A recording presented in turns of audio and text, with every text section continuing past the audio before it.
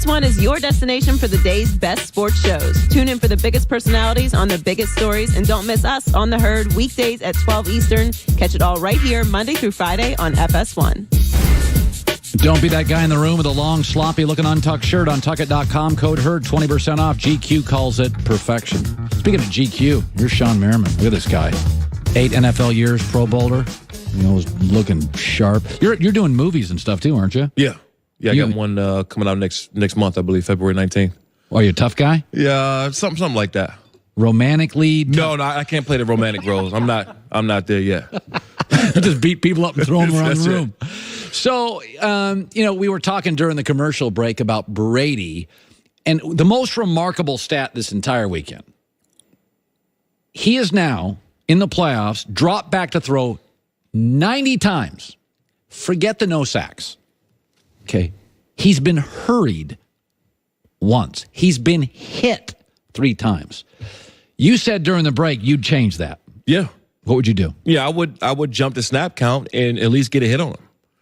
Yeah, I know the play is going to go on because I know that the more you stay in his face or at least make him knowledgeable, like, hey, I'm back here and you're not going to stand back here and just pick us apart and not be touched.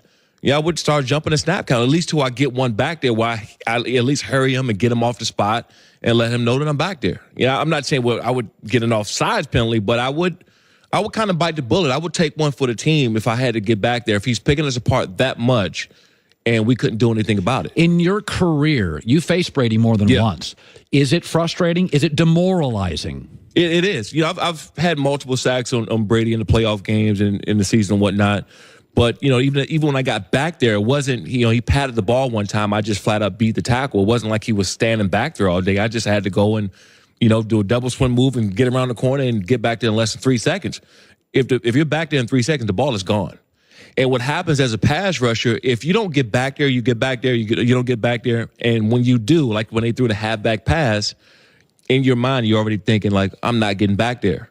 I'm not getting back there. So you can't rush 15 to 20 snaps as hard as you can because one of those times he is going to hold the ball, but you just don't know when. No, I think the word is demoralizing. Yeah. I noticed it in the second half with the Chargers. Now, they were down big, but I thought the pass rush basically died. Like players knew, I can't, even in overtime, and a part of that, it's funny about overtime because both games went into overtime, is that Kansas City didn't get pressure on Brady the entire game. They looked completely gassed to me.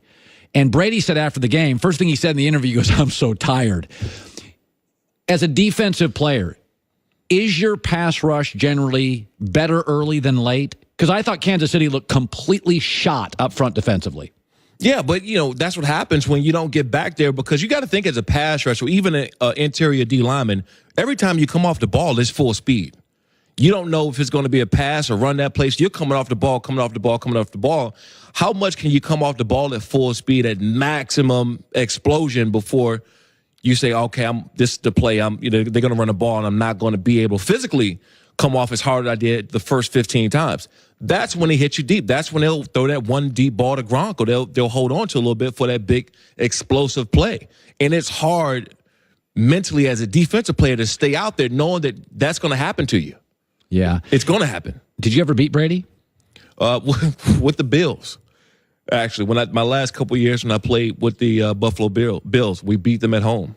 That's the game he threw 4 picks. I remember that. Yeah. It was actually a nice day, and he struggled. Yeah. He threw 4 interceptions. We hit him, and, it was almost like a parade after the game when we did beat him. So I remember that game was it was high scoring. It was kind of a mess. Yeah.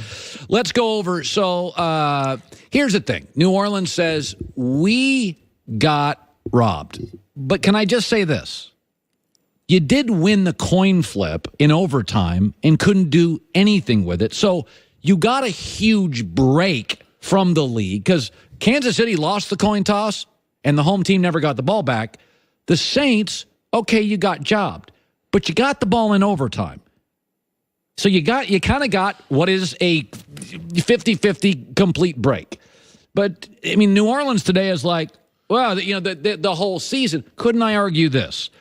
there was a face masking penalty not called against the Saints earlier that would have put the Rams up 24-20 first and goal. That wasn't called. Why are the misses on the officials? And by the way, officials miss 10 calls a game. You can call holding every play. Yeah. Why are we putting so much on one play? Well, even as a kid and you're playing football, we always were taught to not put the game in the ref's hands. Right. Always. That was one of our rules, even through college, through the pros. It was always don't leave it up to the ref to let them decide the game. Yeah. There's going to be some missed holding penalties. There's going to be some missed pass interference or offsides or false starts or whatever. Those things are going to be missed. But when you have something this blatant, just wide open, where everyone's looking at it, that someone who don't even know, my grandmother who don't even know the rules of the game, had texted me and said that's a pass interference. Right. If she knows that, then you would think that qualified people who do this for a living should. Yeah. And you can't do anything that, but it's almost like we used to tell our defensive backs that if you get beat, all right, if you feel like you're going to get beat on a deep ball, grab, hold, trip, do something, live to fight another down. That's what it looked like it happened here. Like he knew he was going to be beat. I'm just going to take a shot at him no matter what. We're going to get a flag, and we're just going to live and fight another down. You know what's interesting about this? I thought something I noticed in both games, Sean, the refs didn't call squat in both these games. In fact, the New England game, Kansas City, until the fourth quarter, there was only 5 flags total, which when you have a loud crowd, usually there's more penalties. The road team can't. I mean, the Rams were completely flummoxed. You know what I was thinking about? Roby, who was in on that play, should have been called for 2 PIs earlier in the game, and they didn't. And so to him psychologically, it was obvious to me that in both games, the NFL told the crews, listen, don't call crap. Because all year, Sean, the big complaint about this league was they fixed the catch call. Yeah. The big knock was too many damn flags. And it looked like the league said, swallow your whistles. So Roby in that game was hyper aggressive and didn't get called. And my takeaway on him is he's like, hey, he ain't calling anything. I'm blowing this guy up. I kind of feel like you've been in games. Yeah. You know, very early in games, certain officiating crews are tight and certain crews are loose. This was a loose crew. Yeah, you know what? And I do like the fact of letting both sides play. I do right? too. Because you don't want the nit nag or patty, going back and forth and saying you can't do this, you can't do that. You don't mind if a defensive back is putting his hands on a wide receiver past 5 yards, and the next play the wide receiver push off just a little bit, but not in this situation. The game you're talking about advancing to the Super Bowl. We're not talking about lining up and playing another down or possibly having a game to play next Sunday. This is it. This is your whole entire season, the whole entire year is relied on this one play. And for you not to call that is embarrassing, even for the Rams. I wouldn't even want to be in a Rams situation where somebody can walk up to me and say, you guys shouldn't even be here. Because that's going to happen.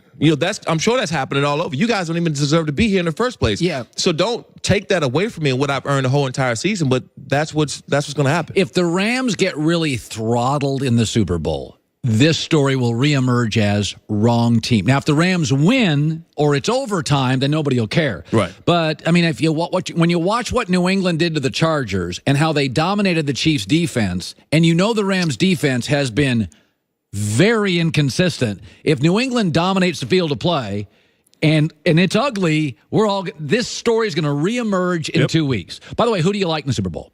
The Patriots. I like the Patriots. I went against them 2 back-to-back weeks.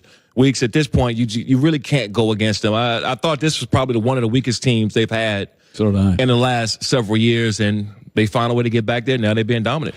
By the way, and Joy and I said last week, if the Rams got to the Super Bowl on the back of the Eagles getting there, it would be the second straight team that went all in on trades and free agency and some divas, and it paid off. Now, you know that most of your career, free agents, divas, trades, leagues, that's not what the good teams do.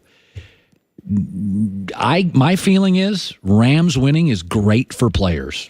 Oh, it's good. Le'Veon Bell, Antonio Brown is great. I mean, the year that in 2006 when we were 14-2 and had 11 Pro Bowlers, we had 11 Pro Bowlers. Players win games, period. And so if you want to win now, you pay guys. This is Le'Veon Bell. Where is this, Joy? This was on Bleacher Report's Instagram. So on Instagram, Le'Veon Bell said, hey, everybody, and he listed all the Rams' moves. No, Bleacher Report posted this with the list of all Rams moves. He made a comment under it, basically saying that they're right, and this is the way that you do things if you want to win right now is pay people. Yeah. He's right. No, listen, it's with the new offensive rules, you got to find great offensive players. New England's doing the opposite of that, but they're completely an outlier. They're the only team that in can the do that. league. Yeah. They've got a genius coach and the greatest quarterback. Other than that, go for it. Yeah. Good seeing you, bud. Same here. SHAWNE MERRIMAN. Final hour on the show. Tony Gonzalez will be joining us as well. By the way, yesterday we said something and people bristled at it, and then we're going to double down on that something. And I really do believe the Tom Brady story, when it ends, there's another Tom Brady out there. That's coming up. The new Casper Wave mattress ergonomic system aligns your body 33 different points. Go to Casper.com/wave, code HERD. Terms and conditions apply. Casper.com/wave.